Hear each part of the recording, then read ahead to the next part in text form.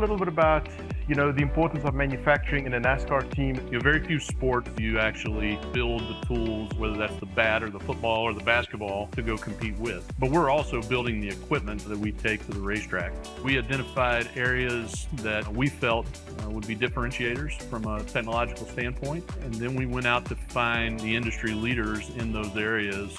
Don't lose a lot of sleep or time planning, just get started. For us, it's really easy because of so much data and because of so many problems that we ultimately have to solve.